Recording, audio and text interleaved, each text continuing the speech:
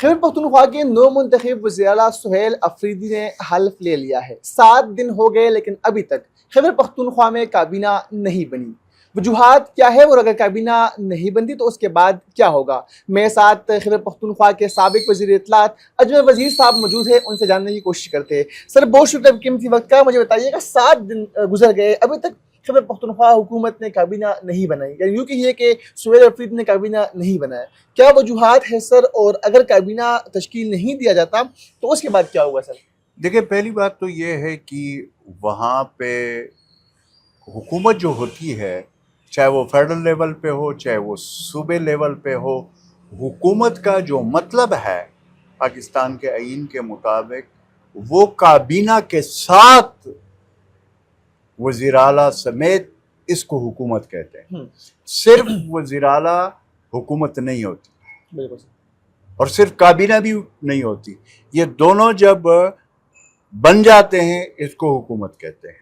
Main चीज़ तो ये, अब ये अभी तक नहीं हो रहा। इसमें जो सबसे बड़ी वजह जो मुझे सामने नज़र आ रही है वो तो ये है कि उनकी खान साहब से मुलाकात है कि वज़ीर आला खैबर पख्तूनख्वा कहते हैं कि मेरी मुलाकात खान साहब से होगी। अब ज़ाहिर है इसका तो हमें इल्म है कि काबीना का फ़ैसला खान साहब के अप्रूवल के बगैर तो नामुमकिन है, वो उसकी अप्रूवल की ज़रूरत होगी। अब ये देखना होगा कि क्या ये मुलाकात कब होती है। सही। अच्छा, अब ये भी हो सकता है कि अगर मुलाकात लंबी हो जाती है तो इसका एक मिसाल अगर आपको याद हो तो पहले भी है कि जब सेनेट के इलेक्शन हो रहे थे तो उस वक्त भी मुलाकातें नहीं हो रहे थे चीफ मिनिस्टर के, जो उस वक्त के चीफ मिनिस्टर थे। तो उस वक़्त के जो उनके तर्जुमान थे खैबर पख्तूनख्वा हुकूमत के, वो वहाँ पे गए, उन्होंने एक अप्रूवल लिस्ट लेकर बाहर आ गए और उन्होंने बता दिया। इस तरह अब हो सकता है कि मिसाल के तौर पर अगर ये मुलाकात नहीं होती तो सुलेमान अकरम राजा साहब या अलीमा खानम या इनमें से कोई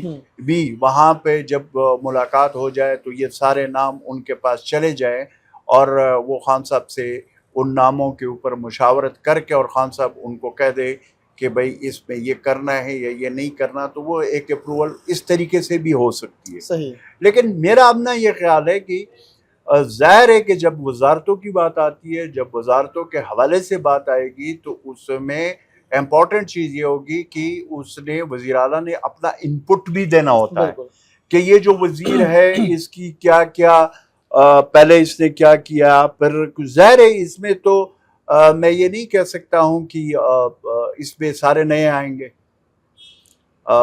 मेरे ख्याल में कि ज़्यादातर तादाद तो वही पुरानों का हमें नज़र आएगा जो पहले कैबिनेट का हिस्सा रहे।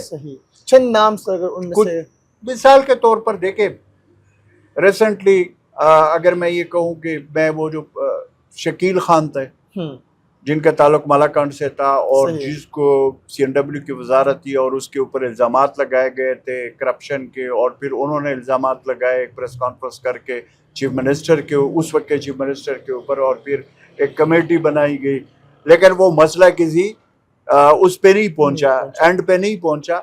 एक तो मुझे ये लगता है कि उनकी वापसी भी मुझे नज़र आ रही है। इस तरह आकिबुल्ला खान ने जो अभी कुछ अर्सा पहले उसने भी इस्तीफा दिया या इस्तीफा उससे लिया गया, तो उसके भी चांसेस है। फैसल तरकई भी है। फैसल तरकई के हवाले से मैं अभी कुछ कह नहीं सकता हूँ, लेकिन वहाँ कंसीडर हो सकता है। अब ये फैसल तरकई के ऊपर डिपेंड करता है कि क्या वो पुराने उस पर काम करेंगे या उसकी वजारत चेंज होगी, क्या होगा।